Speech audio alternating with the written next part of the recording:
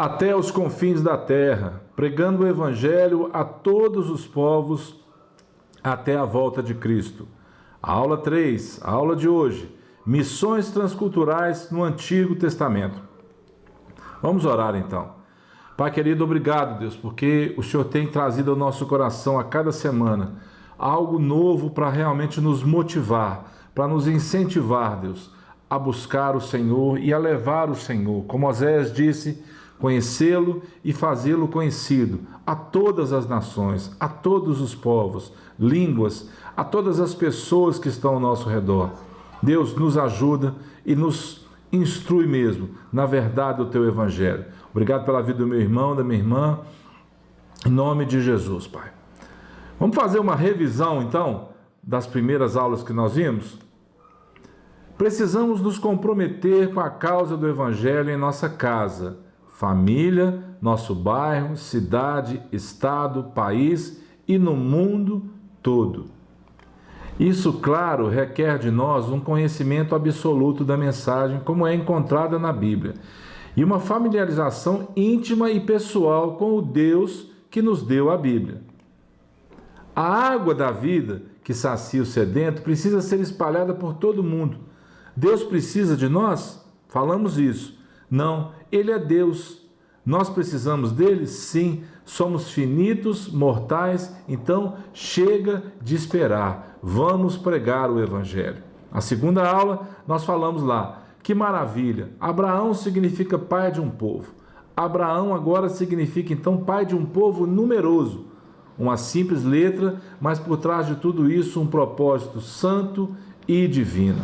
A maneira como vemos Deus se revelar em sua palavra nos permite afirmar que Deus se relaciona com o ser humano e quer que nós façamos o mesmo. Por isso, pregar o Evangelho precisa ser algo natural. Falamos sobre isso nas missões transculturais, no caráter missionário de Deus. Você se lembra disso?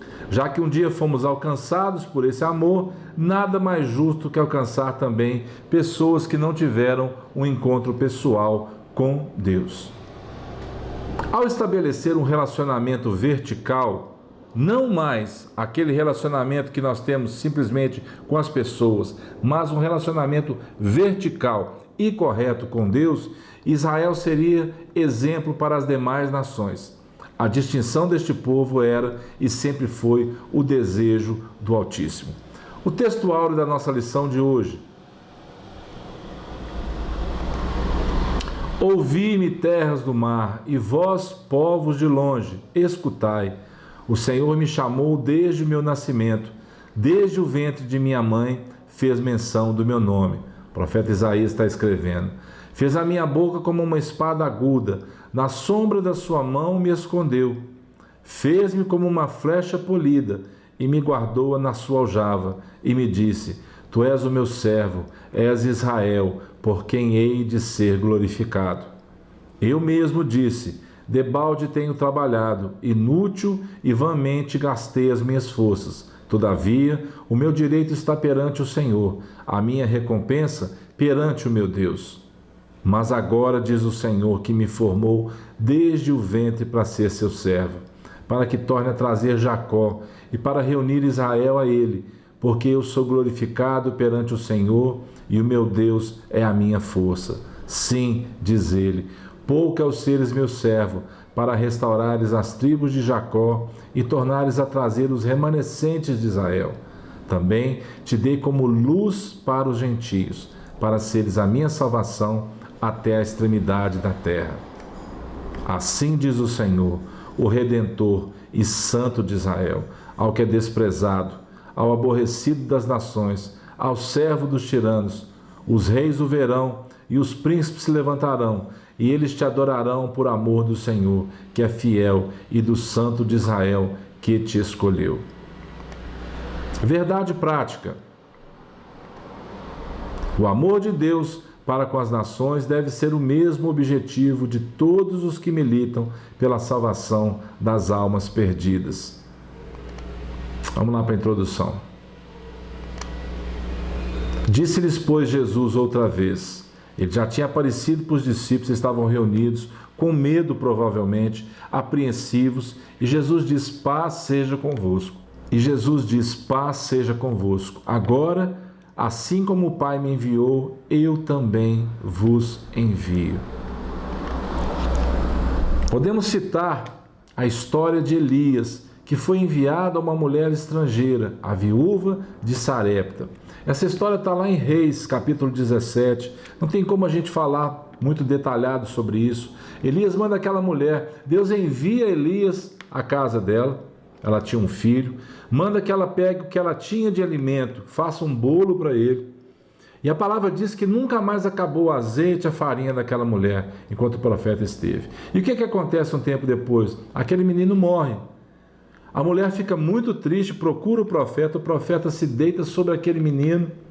E eu fico me lembrando lá de Eutico, lá no livro de Atos, que caiu lá do terceiro andar quando Paulo estava pregando, você se lembra? Pois é, Paulo se deitou sobre ele. Elias agora se deita 3 vezes sobre aquele menino e ele retorna à vida. E no final, o que ela diz para ele? Então a mulher disse a Elias: nisto conheço agora que tu és homem de Deus e que a palavra do Senhor na tua boca é verdade. Um outro exemplo também do Antigo Testamento sobre o chamado de Jonas para ir a Nínive, levar a mensagem do amor de Deus a um povo perverso e imoral. Aquela cidade, capital então da Assíria, o povo ali era perverso mesmo. E o que acontece? Deus manda que Jonas vá até Nínive pregar a mensagem de arrependimento. E o que acontece? Está registrado lá no livro de Jonas. O povo se arrepende, o rei se arrepende. Deus segura então pela misericórdia o juízo sobre aquela cidade. O que acontece com Jonas? Jonas fica sentido com aquilo. E todo um desenrolar de uma história mostrando para Jonas que Deus ele ama o povo. Deus ama as pessoas. Deus ama o pecador. Ele só abomina o pecado. Então, Jonas e Elias, 2 exemplos do Antigo Testamento. E olha o que Jonas faz no final. Os ninivitas creram em Deus e proclamaram um jejum e vestiram-se de panos de saco, desde o maior até o menor. Chegou essa notícia ao rei de Nínive. Ele levantou-se do seu trono, tirou de si as vestes reais, cobriu-se de pano de saco e assentou-se sobre cinza. Ou seja, houve arrependimento. No caso de Elias, aquela mulher ainda disse para ele, ela estava passando dificuldade, ela ia comer e morrer. Deus enviou Elias. Então, o caráter missionário de Deus no Antigo Testamento mostra isso para cada um de nós. Deus preocupado com as pessoas. Uma perspectiva intencional e global de salvação está presente em todo o Antigo Testamento. Israel, então, revelaria o Deus de Abraão, o Deus de Isaac e o Deus de Jacó, Deus de vivos e não de mortos. Mas Israel falhou nessa missão. O Senhor Jesus é a verdadeira interpretação do Antigo Testamento, de modo que em sua vida e ministério podemos perceber o cumprimento do plano de salvação projetado por Deus desde o Gênesis até o Apocalipse. Lembra da história de Abraão? Começando em Abraão, aprendemos a analisar as alianças divinas com a humanidade e a partir da nação de Israel. Reflexão para nós, como nós falamos nas outras lições. Versículo de Hebreus: havendo Deus outrora falado muitas vezes e de muitas maneiras aos pais pelos profetas, nesses últimos dias nos falou pelo Filho, a quem constituiu herdeiro de todas as coisas, pelo qual também fez o universo. Por que eu tenho colocado esse versículo para a gente poder refletir nele durante esse trimestre todo?